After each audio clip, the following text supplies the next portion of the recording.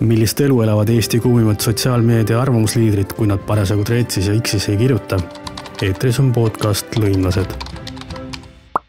Tere kõigile, mina olen Anette Tolli ja te kuulate Õhtulehe podcasti nimega Lõimlased. Selles podcastis kutsun ma külla inimesi, kes avaldavad oma arvamust ja jagavad oma elu ja mõtteid läbi Threadsi, Xi või blogi. Täna on minu külaliseks kõnetoru konto eestvedaja Marja Vaba, tere! Tere! No selle podcastiga on kuidagi niimoodi läinud, et teist osa järjest on osa ära kustunud ja nüüd me peame seda uuesti salvestama. Esimest korda nägime me sinuga valentinipäeval.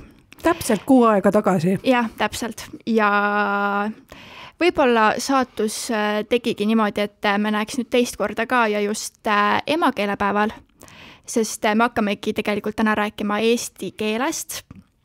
Nii et võib-olla see pidigi lihtsalt niimoodi minema. Igatahes, Marja, räägi natukene endast. Kus sa tuled, millega sa tegeled, kus sa töötad? Ma olen üks tavaline Eesti naine. Mul on lihtsalt selline kiiks, et ma armastan keeleasju ja mulle meeldib keelejutte rääkida.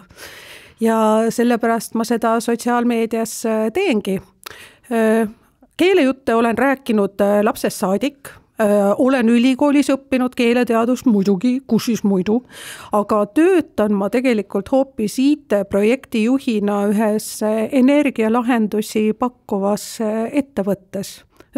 Laia profiiliga inimene olen. Ehk siis su igapäevatöö tegelikult ei puudutagi üldse sellist keeleteadust või?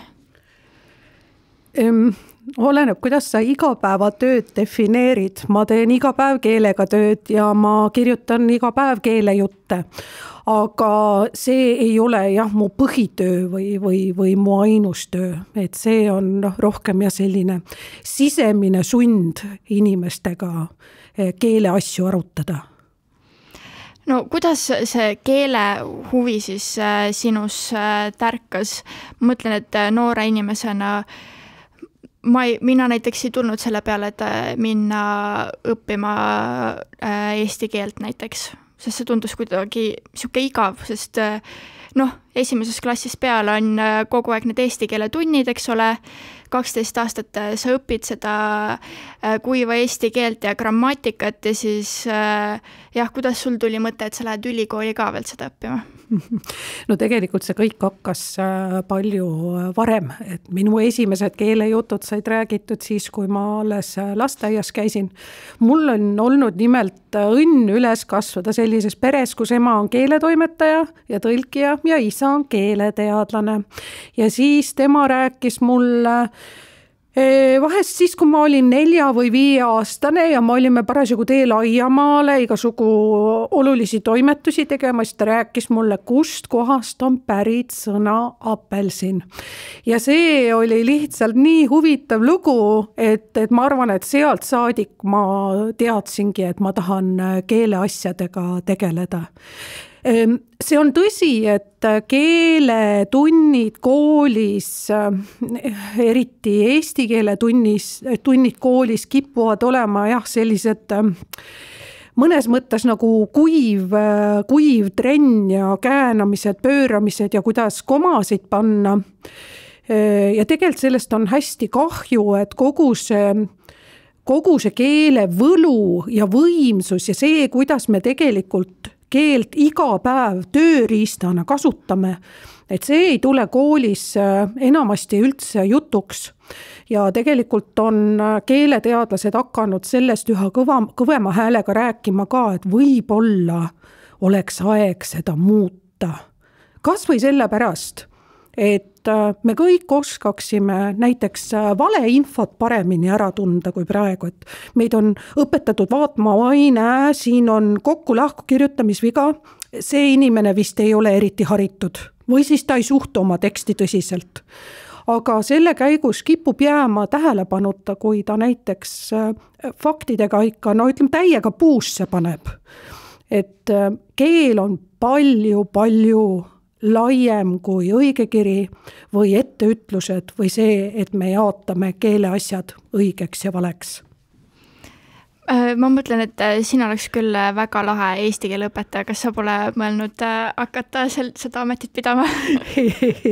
Ma õpetan eesti keelt, aga mitte koolis ja ma arvan, et ma ei oleks üldse hea eesti keele õpetaja, sellepärast et mul oleks väga keeruline tegeleda sellega, millega õpetajad koolis tegelevad, põhiliselt treenivad lapsi eesti keele eksamiks, nii põhikoolis kui gümnaasiumis, et jaa, mul on palju huvitavaid asju jagada ja võimalik, et inimesed, lapsed saaksid minu juures targemaks ka, aga kas nad ka eksami hästi ära teeksid? Las see õppekava kõigepealt muutub, siis räägime uuesti. No mis seal õppekavas siis muuta tuleks esimese asjana? On inimesi, kes oskavad sellest rääkida palju paremini ja põhjalikumalt kui mina, et seda on uuritud nii Tallinna kui Tartu ülikoolis. Ja kui nüüd niiviisi proovida lühidalt kokku võtta, siis ühelt poolt ongi see just, et töö tekstidega peaks olema selline, et me saame aru, kuidas need tekstid on kokku pandud, kuidas teksti sõnumid sisse pannakse, kuidas keelt tööriistana kasutatakse, et tegelikult kogu meie maailm on ju tekstipõhine, kui sa õpid koolis geograafiat või füüsikat või matemaatikat, sul läheb ka keelt vaja. Ja teisest küljest, kui sa koolist ära tuled ja mõtled, et võt nüüd kunagi ma ei pea enam eesti keelega tegelema, siis sa pead hakkama motivatsioonikirju kirjutama või laskma tehisarul enda eest kirjutada. Paljud meist võivad sattuda töökohale, kus sa pead kirjutama näiteks artikleid või ma ei tea, seaduseelnõusid või palgatõusu põhjendus meili oma ülemusele. Et koolis peaks töötekstidega meid paremini ette valmistama selleks, kuidas me elus tegelikult tekstidega kokku puutume. Ja teisest küljest on ka Tartu Ülikooli professor Ilona Tragel kirjeldanud seda, kuidas eesti keele eksam, gümnaasiumi lõpueksam käib ka nii, et meid pannakse 6 tunniks, eks ju, kuskile kinni. Ainuke asi, mis meile kaasa antakse, on õigekeelsus sõnaraamat ja tükk paberit. Aga kui me päris elus hakkame teksti kirjutama, siis ma usun, et isegi kõige kangemad meist ei tee seda paberi ja õigekeelsus sõnaraamatuga ainult. Et tänapäeval on nii palju abivahendeid internetis saadaval, et võib-olla pole mõtet eksamil mõõta seda, kui hästi me õigekeelsus sõnaraamatust vaadata oskame ja siis sõnad pliiatsiga paberile panna. Selles mõttes ma nõustun sinuga, et ma mäletan, et koolis võib-olla 1-2 tundi olid sellised, kus õpetati seda, kuidas kirjutada mingisugust motivatsioonikirja või kuidas CV-d umbes koostada ja see oli tegelikult kõik ja kui päriselt hakatagi, kui sul päriselt seda vaja on, siis tuleb otsast peale hakata guugeldama, et kuidas see tegelikult käib, sest sellest 1-2 tunnist tegelikult ei piisa selle selgeks õppimisest. Ja, ma ei taha, et jääks vale mulje, nagu ma arvan, et õige kiri ei oleks oluline. Õige kiri on väga oluline, sest ilma õige kirjata oleks meil väga raske üksteise tekste lugeda. Aga see on jah selline, ütleme, tehniline oskus või, et samamoodi nagu me ei pea oma sünnipäeva nõusid pestes, vaid sõpradega juttu ajades. Et samamoodi nagu keelest mõeldes me ei peaks mõtlema ainult õige kirja peale, vaid selle peale ka, mis seal tekstis päriselt kirjas on. Mm-hmm. Aga kui sa vaatad näiteks üldse meedias ringi, siis kas vahepeal sa loed neid tekste või pealkirju ja siis mõtled, et appikene, kuidas, kas seal oli üldse keegi keeletoimetaja, kes vaatas selle üle või kuidas selline asi üldse väljastati? Kui ma meediat jälgin, ausõna, ma kunagi ei mõtle, appikene. Küll aga ma mõtlen vahel, huvitav, kuidas ta sellisele tulemusele jõudis. Tal pidi vist väga kiire olema. Ta vist ei jõudnud oma teksti üle lugeda või siis mõnikord ka, et vot siit hakkab tunduma küll, et selle sõna tähendus on muutumises või siit vot see käändekasutus nüüd võib olla küll tulevane keelemuutus, mis meile oma esimesi märke näitab. Et teisisõnu, ma imestan palju, ma mõtlen palju, kuidas inimesed keelt kasutavad ja mul on hästi palju empaatiat selle suhtes, kuidas vead tekstidesse satuvad, et see on tegelikult väga lihtne tulema. Ja tegelikult ma võin nõu anda ka, et kui sa tahad, et sinu teksti ühtegi viga ei satuks, siis ära kirjuta teksti üldse. Siis ei tule ühtegi viga. See on tõesti hea lahendus. Ja eks ongi, et selleks ongi ju välja mõeldud täpselt need asjad, et on speller, on keeletoimetaja või siis loed ise oma teksti pärast värske peaga üle. Mida ma tahan öelda, et vigade tegemine või natuke normist kõrvale kaldumine, see on see, kuidas meie aju ehitatud on ja kuidas meie aju toimib, et selle üle ei peaks keegi piinlikkust tundma. Oled sa tähele pannud, et keelevead päris tihti tegelikult ei põhjusta mitte tohutut skandaali ja segadust, vaid pigem on naljakad ja siis sõltuvalt selle vea tegija suhtumisest siis kas on piinlik või siis on erakordne elevus, et vaata, millise keelevea ma teha oskasin. Näiteks hiljuti ma ausõna ei mäleta, kas Õhtulehes või kuskil mujal keegi kirjutas, et tipploll andis oma hinnangu, sest vaata kõh ja l on klaviatuuril kõrvuti. Issand jah. Nojah, need vihad ikkagi vahepeal tulevad sisse ja eriti veebiajakirjanduses, kus tegelikult ongi väga kiire asjade ülessaamisega, siis need vead ikka juhtuvad. Ja mõni inimene siis kommenteerib ja on väga kuri, et kuidas selline asi üldse juhtuda sai. Mõni inimene naerab. Tead, ja jälle ma ei taha, et jääks mulje, et ma arvan, et me ei peaks korrektsust üldse keelekasutusest taga ajama. Mida paremini me õigekirja reegleid jälgime, seda mugavam on meie teksti lugeda. Aga just ongi see, et vigu juhtub, sellega tuleb leppida ja ongi hea, kui on võimalus need vead ära parandada, nii nagu veebiajakirjanduses ilmselt enamasti on ju, et sa pärast teed sellest lollist kokka ja ongi jälle okei. Keegi on selle kuvatõmmisega teinud, see läheb interneti liikuma ja õudselt naljakas on. Ja selle peale mul tuleb meeldegi, et ma olen lugenud ka artikleid, et on ettevõtteid, mis teevad keelevigadest endal tegelikult viraalseks minemise strateegia. Sa teed meelega mingeid tobedaid vigu oma reklaamis. Olgu siis, ma ei tea, kasutad sõna kuidagi teistmoodi tavaliselt või lihtsalt õige kirjaga paned nagu meelega puusse. Ja kuna inimesed suhtuvad vigadesse nii kirglikult ja mustvalgelt, siis võibki viraalseks minna niimoodi. Nii et see võib olla ka osav manipulatsioon.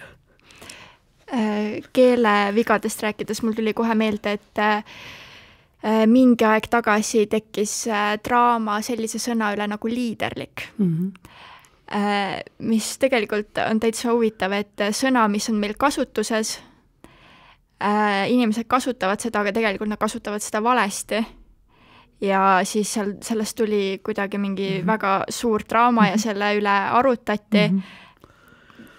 Öeldi, et Tartu Ülikoolis peab eesti keele osakonna kinni panema. Doktorant ei oska eesti keelt ja ma olen sellega väga hästi kursis, aga kui nüüd siia seda keeleteaduse vaadet juurde anda, siis tegelikult on väga kahtlane öelda, et keegi kasutab sõnu õiges või vales tähenduses, et tegelikult ei saa sõnad oma tähendust sõnaraamatust, sest muidu ju nendes keeltes, kus sõnaraamatuid ei ole, just nagu ei tohikski inimesed üksteisest aru saada, aga saavad.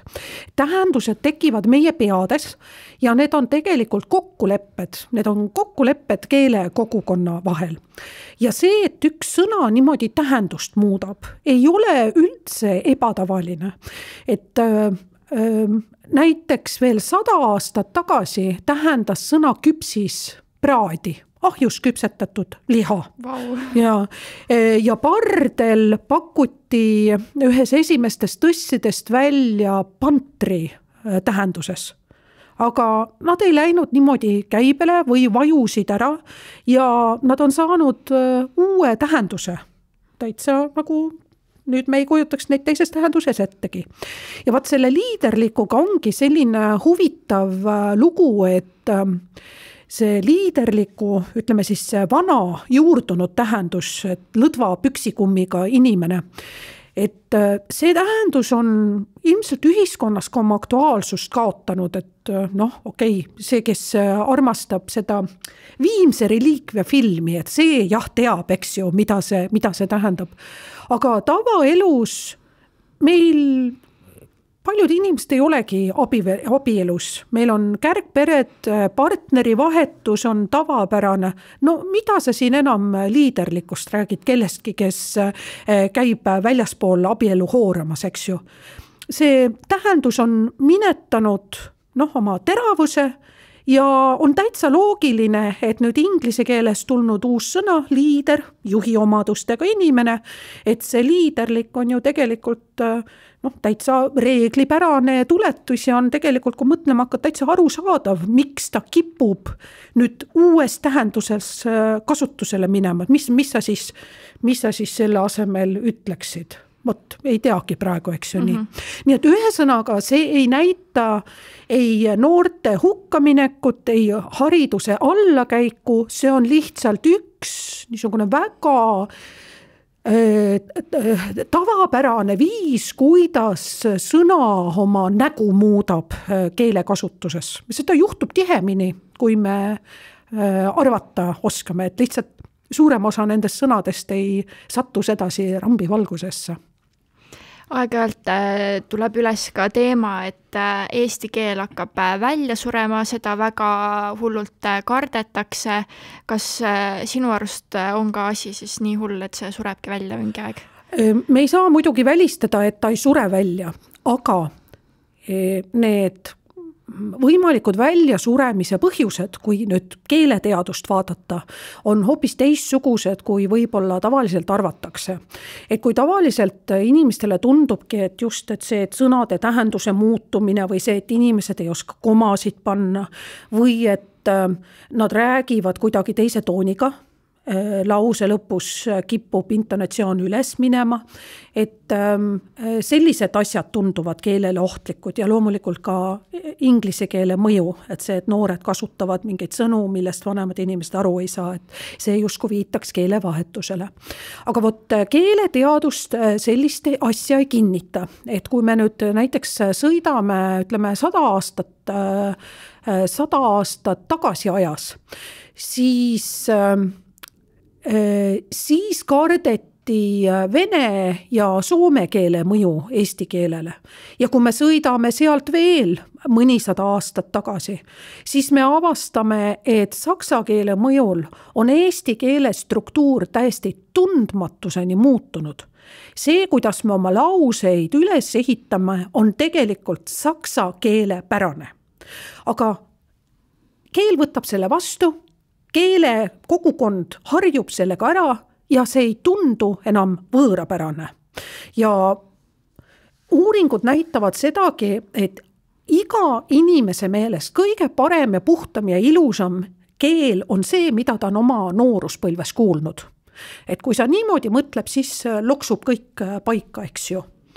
Et kui 70 aastat tagasi tajuti keeles vene pärasusi, 30 aastat tagasi soome pärasusi, siis nüüd tajutakse inglise pärasusi.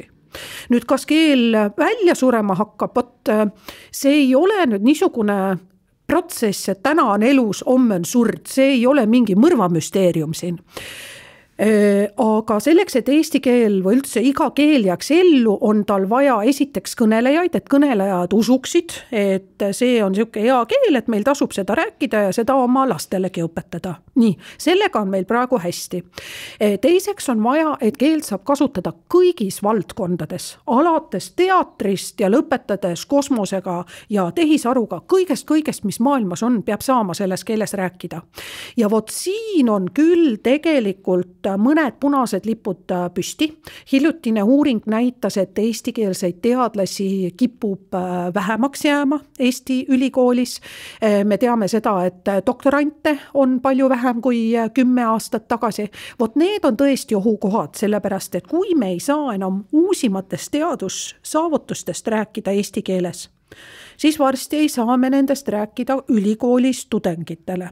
Ja kui me ei saa nendest rääkida ülikoolis, siis me ei saa varsti neist enam kirjutada ajakirjanduses, eks ju, või populaarteaduslikes ajakirjades.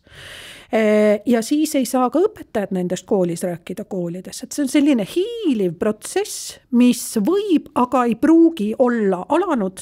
Nii et see on hästi oluline vaadata, et meil teaduses ja kõrghariduses kogu selle rahvusvahelistumise tuhinas, mis on ka, eks ju, vajalik, ei läheks meelest ära, et eesti keeles peab ka olema võimalik sellest teadusest rääkida.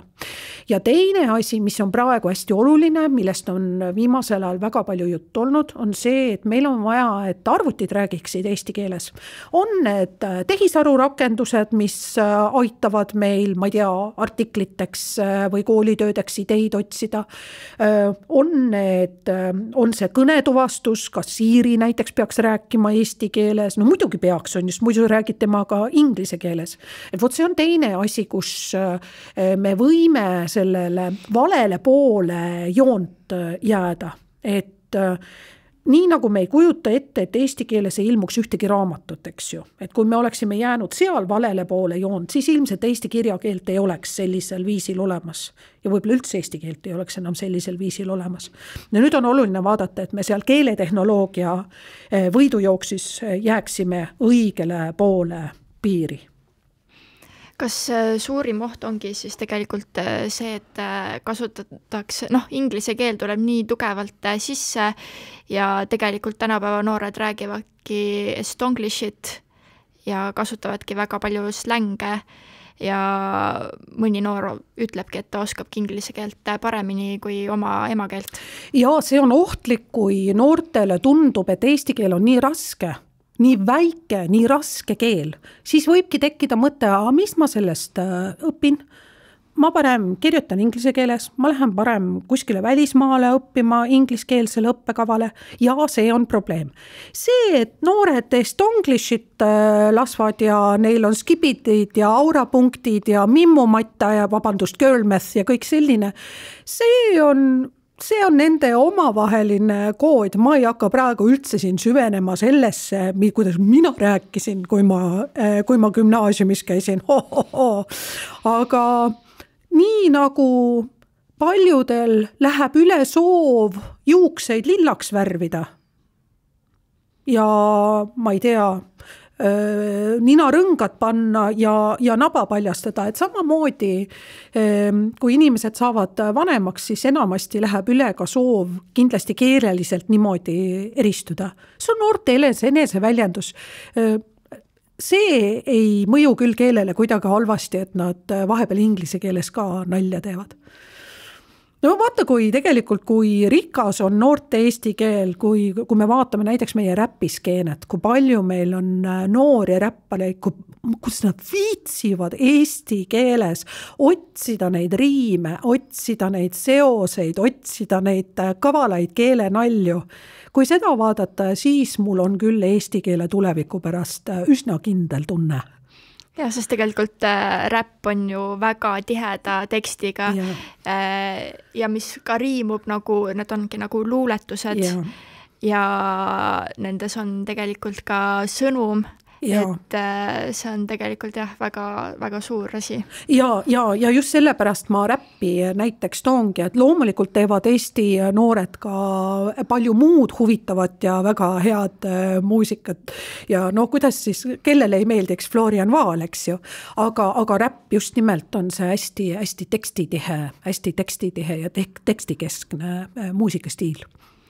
Kas natuke on sul selline ametiviga ka näiteks, et kui kuulete telekast või raadios kedagi rääkimas ja siis mõtled, et nagu tema sõnakasutus või estonglish on nii jube, et pead ära panema või pigem võtad nagu chillilt? Oi, ma võtan väga chillilt, annan aurapunkte leidlike lahenduste eest. Ei, keele inimesena ja keeleteadust õppinud inimesena minu jaoks on see kõik väga huvitav ja ma tean, et iga, ütleme selline tavapärasest normist kõrvalekalle ei tähenda keele muutust, ammugi mitte keele kadu. Nii huvitav on kõik ümberringi. No enne korra mainisid, et noored arvavad, et eesti keel on jube raske.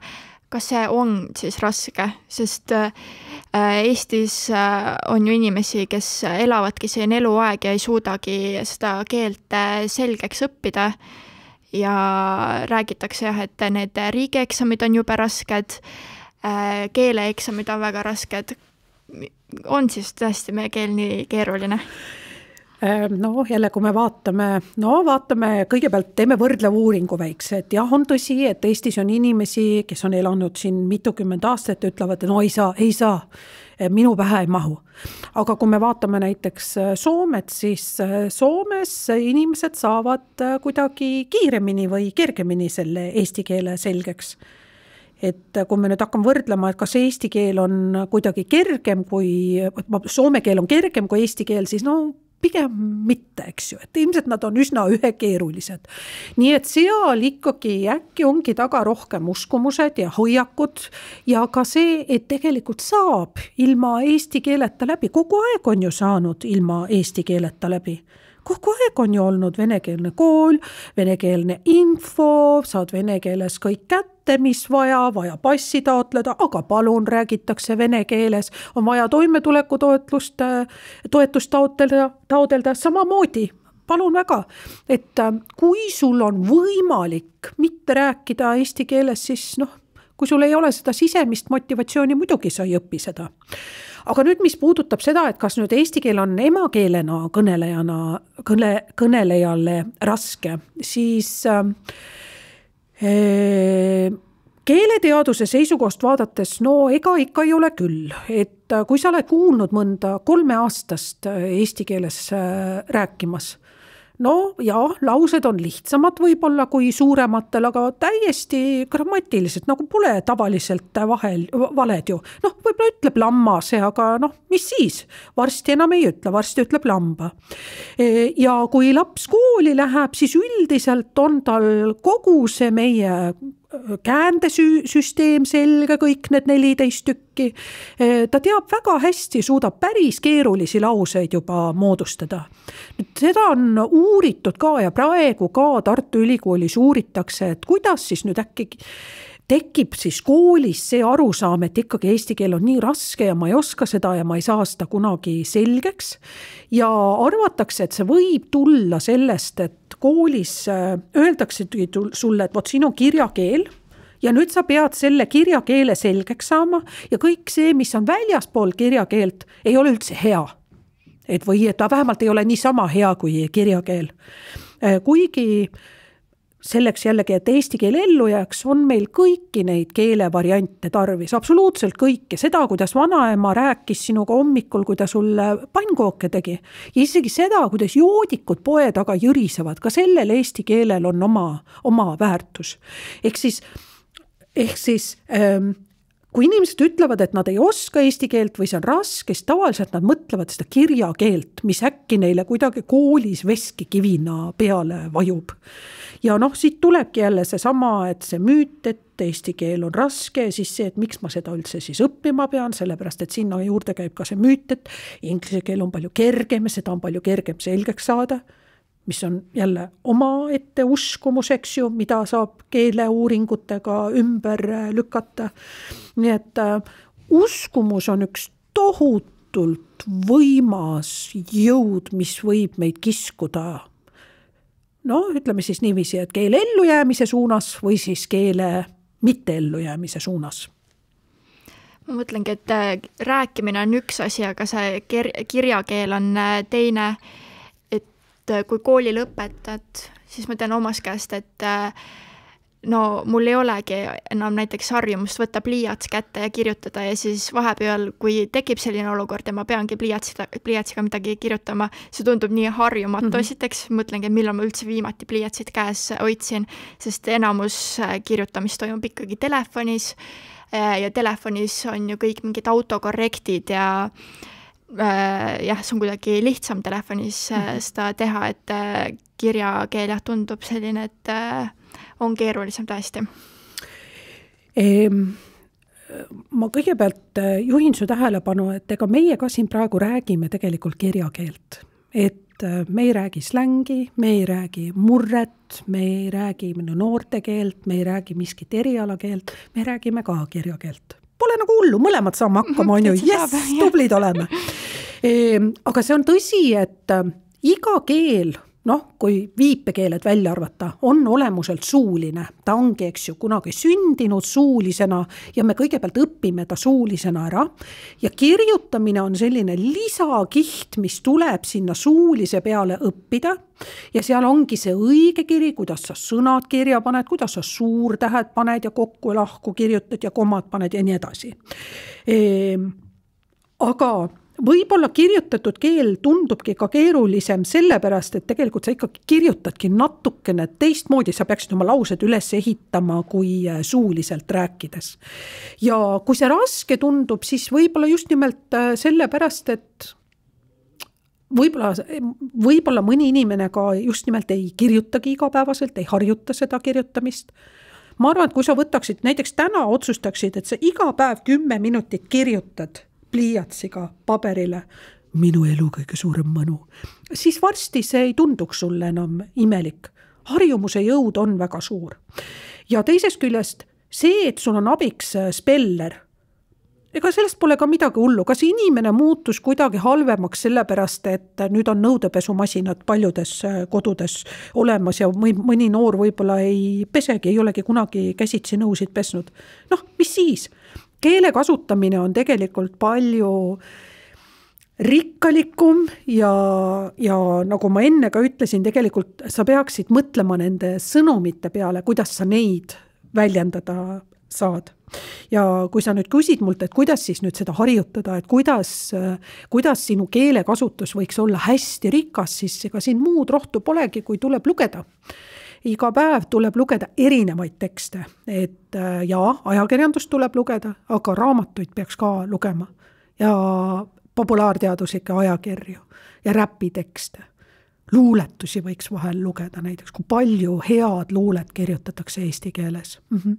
Et iga päev natuke loed ja varsti avastadki, et palju lihtsam on erinevaid mõtteid väljendada, sest et ma olen harjunud. Ma loodan, et ma vastasin su küsimusele. Et igasugune lugemine on hea ja see, kui koolis juba maast madalast öeldakse, et palun lugege raamatuid, see võib tunduda megatüütu, aga tegelikult see annab nii palju sõnavara juurde, see aitab sul õppida keskendumist ja ühesõnaga see on väga kasulik asi tegelikult. Ja ta on ühtepidi kasulik ja sellele viitavad ka uuringud, Grete Arro ju räägib sellest hästi palju, aga teisest küljest hiljuti just Marju Lauristin pidas ööülikooli loengu, kus ta rääkis ka sellest, et lugemine, jälle see ei ole ainult selleks, et oma keelt harjutada, vaid ka see, et sa saaksid hulkuda mingites sellistes maailmades ja suhestuda mingite selliste tegelastega, kellega sa päris maailmas ei pruugi mitte kunagi kohtuda. Et see tegelikult kõdistab meie kõigi kujutlusvõimet ja aitab meil maailmale ja asjadele ka teistmoodi mõelda.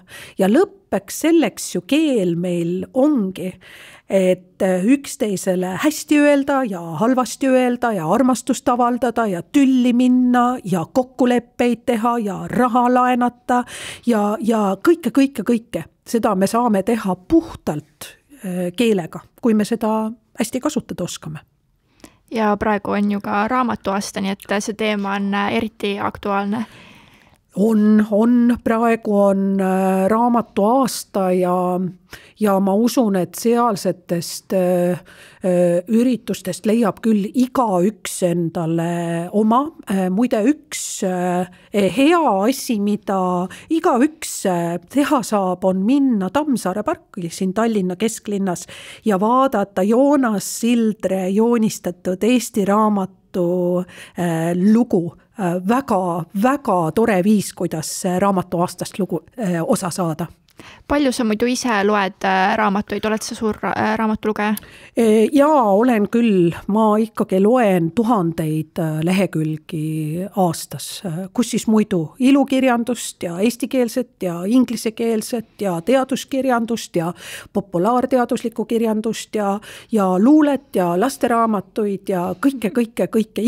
Ikka muidugi loen, kuidas ma muidu teaksin keelest. Nii, aga jõuame nüüd jutuga siis Kõnetoru konto juurde.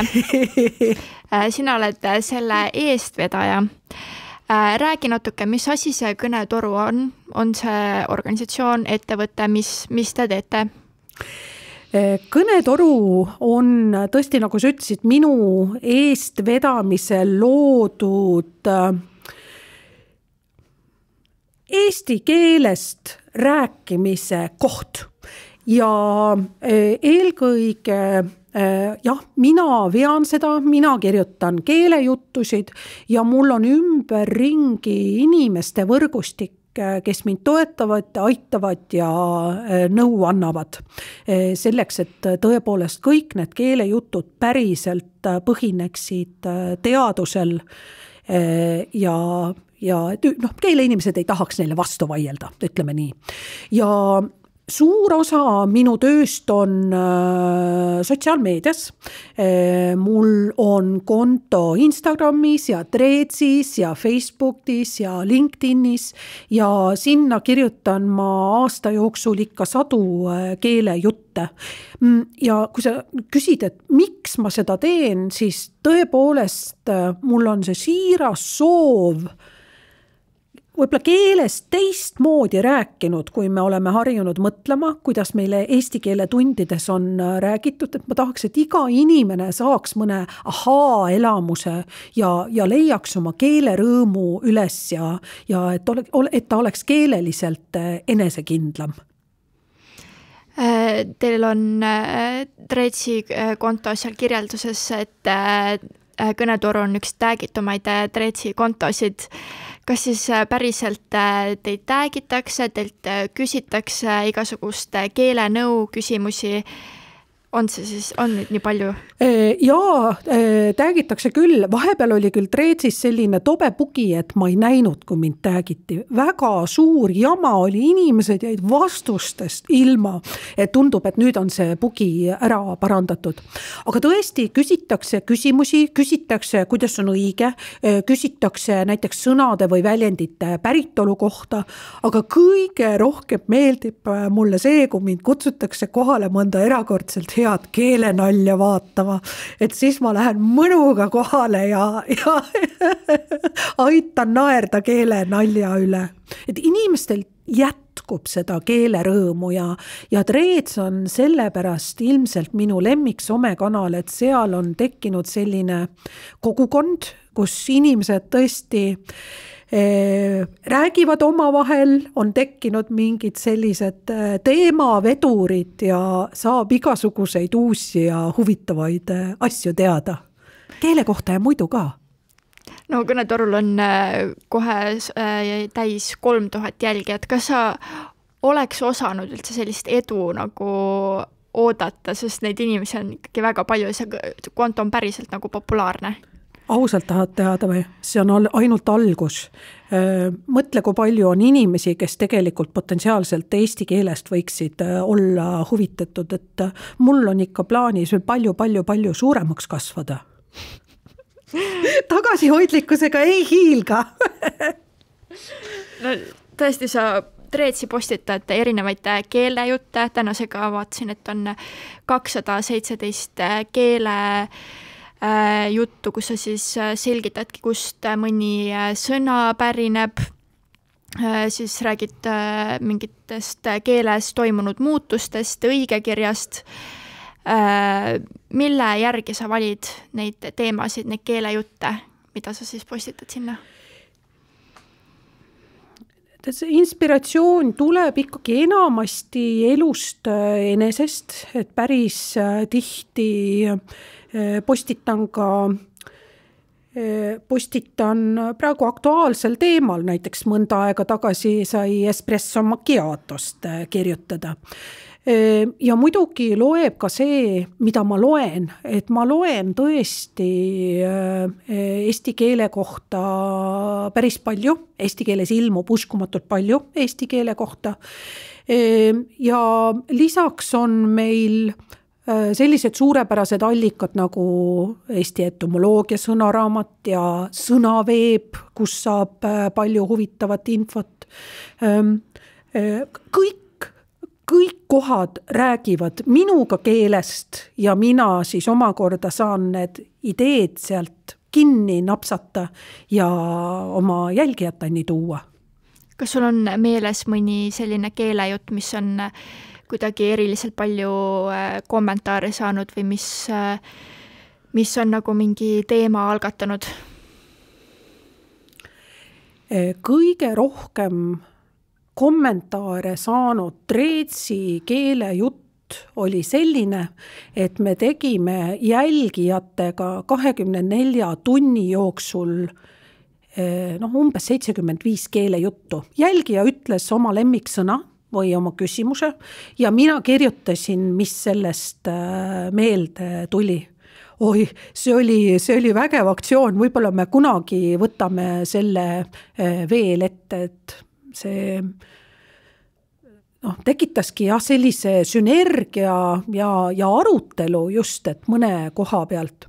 Ja vist mu enda lemmikhetked on ikkagi need ahaa-hetked, kui inimene ütleb, ma ei ole selle peale kunagi niimoodi enne mõelnud. Või et sinu keelejuttude lugemine on pannud mind keele peale teisiti mõtlema, ma ei ole enam keelenats, on ka niimoodi öeldud. Et ikka tekitab arutelu ja kõik ei ole sugugi alati minuga nõus, aga see arutelu ongi just see kõige põnevam. Kas, keel tundub tegelikult selline suhteliselt kuiv asi, aga kui seda kui kõnetoru näiteks neid treets hakata lugema, siis see on nagu väga huvitavalt kirja pandud ja samas on väga informatiivne, et muidu kust ikka mujalt teada saada, et tegelikult meil on rohkem kui 14 käänet näiteks ja kust pärineb mõni sõna, et ma usun, et see on tegelikult väga tänuväärne asi, mis sa teed. Aitäh sulle heade sõnade eest, et ma ei ole üldse nõus sellega, et eesti keel on või keeleteadus on kuidagi kuiv. Et lõppeks ju see, kui sa mõtled keelest, siis sa mõtled tegelikult iseendast kui inimesest ja mõtled selle peale, kuidas sa mõtled, kuidas sa ütled, kuidas sa teistega suhtled, kuidas sa teistesse suhtud. Et keel, see ongi ju, see on kõige inimesem asi, mis üldse saab olla. Ja kui inimene on huvitav, siis on kindlasti keel ka huvitav, aga kindlasti meil on kõigil see kogemus, et keeles saab rääkida ka mitte nii huvitavalt ja see ongi see müüt, eks ju, mida ma murda proovin, et keel on tegelikult ülihuvitav. Ja ma saan aru, et sulle meeldibki inimestega arutada, neile uusi teadmisi anda samas nemad kindlasti annavad ka sulle mingisuguseid huvitavaid vaatenurki, et see panebki sul silma särama nii-öelda. Ja ma ilmselt kirjutaksin keelejutte siis ka, kui mitte keegi ei viitsiks lugeda ega jälgida ega laikida ega kommenteerida. Aga ma arvan ka, et see põhiline väärtus on ikka just sellest kogukonna tundest ja just sellest keelerõõmust ja teadmisest, et kuulge, meil on ikka üks vägev ja huvitav keel. Kuidas üldse selle peale tulid, et sellist üldse seda kõnetoru vaja on Eestis? Kuidas see mõte sul tuli? Tegelikult, kui natuke laiemalt vaadata, siis see keele arutelu on siin Eestis võib-olla rohkem eriala inimeste hulgas käinud ikkagi rohkem kui 4 aastat. Siin on olnud pealkirjad, kuidas eesti keele jakobiinid lammutavad eesti keelt ja nii edasi. Ja seda arutelu jälgides ma olengi aru saanud just nimelt seda, kui palju ülitugevaid uskumusi inimestel eesti keele kohta on. Ja kui ma vaatan, ütleme siis neid keele konservatiive ja keele liberaale, nimetagem neid praegu tinglikult, niimoodi väga tinglikult, siis neid ühendabki üks asi. Mõlemad nad on mures eesti keele tuleviku pärast ja nad tahavad, et eesti keelel läheks hästi. Ja siis ongi see kõnetoru keelejuttude kirjutamine selline pisikene ja lihtne viis, kuidas tilk tilga haaval proovidagi neid teistsuguseid tänapäeva keeleteadusel põhinevaid keelemõtteid niimoodi inimeste teadvusesse tilgutada. Et mina ju samamoodi tahan, et eesti keelel läheks hästi. Mina lihtsalt keeleteadusega kokku puutunud inimesena tean, et keelele ei ole ohtlik see, kui sõnadel järele või järgi tähendusel vahet ei tehta või kui liiterlik kasutatakse teistmoodi kui 100 aastat tagasi. Mina tean, et see ei ole ohtlik ja ma ka tean seda, mis päriselt on keelele ohtlik. Keeleteadlased on selle väga hästi läbi uurinud ja tundub, et minu supervõime ongi need teadmised lihtsalt ja samas köitval viisil tavalise inimeseni viia.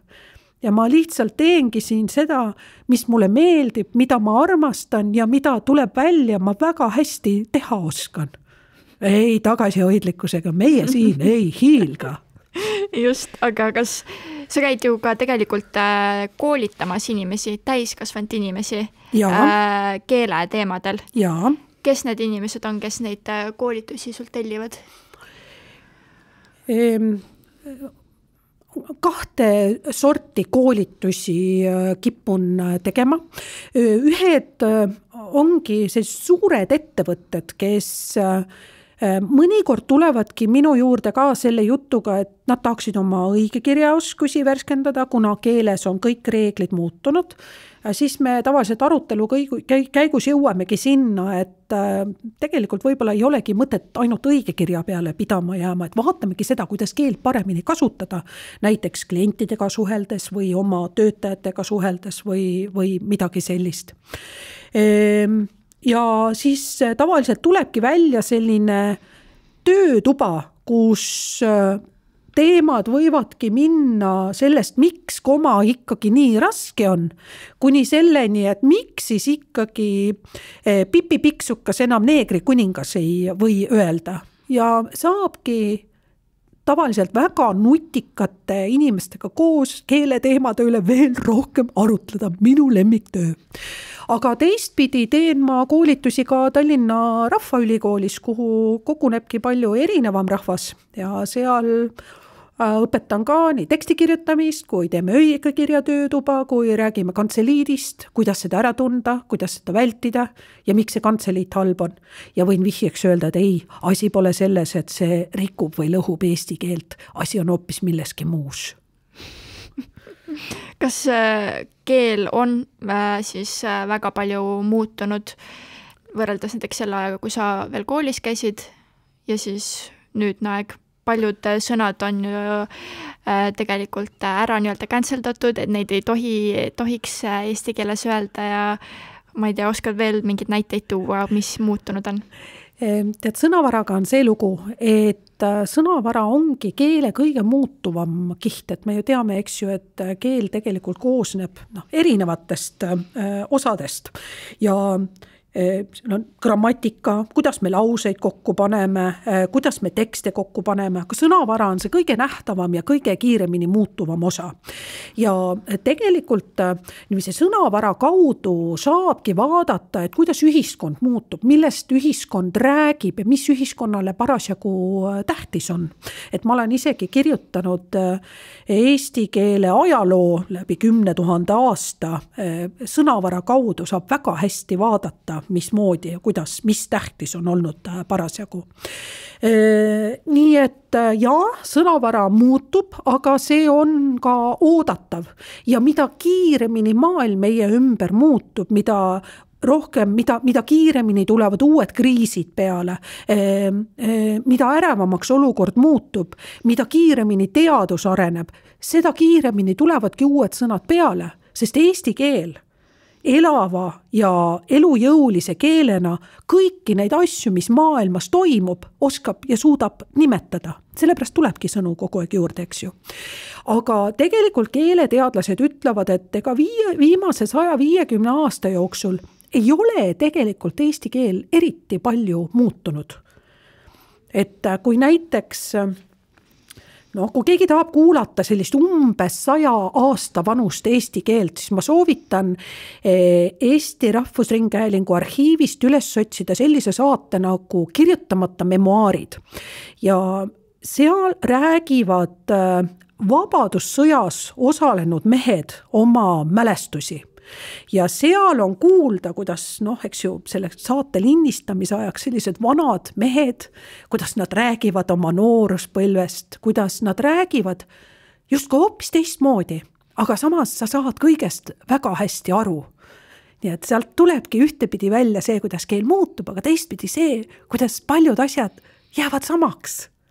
Ja see ongi, eks ju, see ongi see, mida keel tegema peab. Et ta aitabki meil ühendust hoida oma vahel. Et keele mõte ei ole ju olla veavaba või püsida mingisugusena.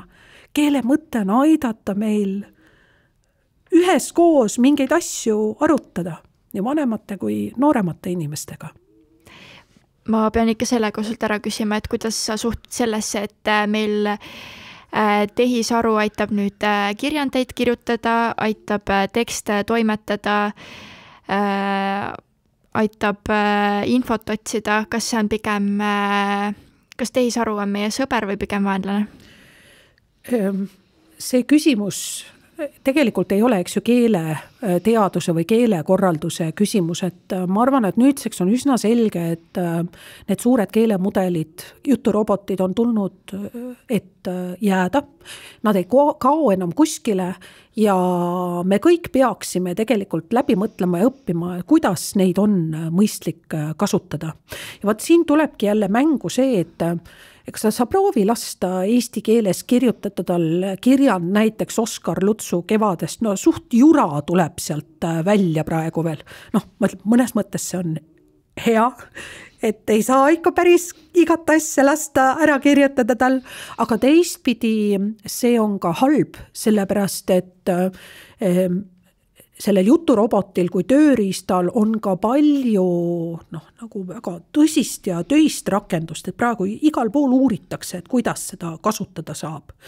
Nii et meile on ikkagi oluline, et see tehisaru õpiks hästi eesti keelt kasutama ja selleks, et kooli-Junsu kirjutaks oma kevade kirjandi ise, tulebki ilmselt ka kirjandust koolis natukene teistmoodi õpetama hakata, et biblionaut Berit Kasson on sellest väga toredasti rääkinud, kuidas head kirjandust ju iseloomustabki see, et seal on üldinimlikud teemad, mis puudutavad tegelikult ka noori. Sa pead õpetama, sa pead rääkima talle, mida seal raamatus vaadata ja kuidas see, mis seda noort inimest seal puudutab. Kuidas see sealt välja tuleb. Ehk siis õpetame noori samamoodi, nagu me ise õpime, tehisaru kasutama, aga õpime ise ja õpetame neile ka seda, et milleks on mõistlik seda kasutada ja mida nagu peaks ise tegema, et mõtelda on ilmselt ikkagi mõistlik ise. Just. No ma viimaseks küsingi, et anna nüüd paar soovitust, keda võiksid inimesed Threadsis jälgida, keda sa ise jälgid? Minu lemmikkontod Threadsis on sellised, kus sellised minusugused hullud inimesed kirglikult räägivad oma teemast. Loomulikult ma jälgin Jalkatribüüni, õnneks tema on juba siin käinud ka, me kõik teame temast natuke rohkem. Hea meelega loen, mida kirjutab Rentsli Insener, et tema puudutabki just ehitusinseneri teemasid ja räägib sellest, mida tavaline inimene ei tea. Ja väga armastan sekspositiivi kontot, kes räägib meie kehalisest ja meie seksuaalsest enesekindlusest, ehk siis teeb täpselt sama, mida mina, ainult et teises valdkonnas. Ja teistpidi käin mina nagu paljud teisedki ilmselt Threadsist ka meelelahutust otsima, et mulle meeldivad Vikerkaarli ülestunnistused, Jube Jussi üle võlli absurdsed lood panevad mind alati naerma ja samas puudutab mind ka leherohelise selline mahe ja lüüriline igapäevaste pisiasjade märkamine, et selline lai ampluaaga, sellepärast just Threads ongi nii äge, et seal saavad kõik need inimesed kokku ja igaüks annab oma selleks, et eestikeelne Threads oleks äge koht. Super, mina sain nüüd paar nime küll kirja, keda võiks järgmisena kutsuda ja minul oli väga põnev sinuga jutustada, ma sain targemaks ja ma loodan, et ka kuulajatel oli põnev ja mul on väga hea meel, Marja, et sa tulid minuga jutustama. Aitäh kutsumast, Anette, ja jälgi ikka Kõnetoru, et rohkem keelejuttusid kuulda. Täpselt, minge followge Threadsis ja Instagramis ja igal pool Kõnetoru. Nii et kohtumiseni, tšau! Millist elu elavad Eesti kuumimad sotsiaalmeedia arvamusliidrid, kui nad parasjagu Threadsis ja Xis ei kirjuta? Eetris on podcast Lõimlased.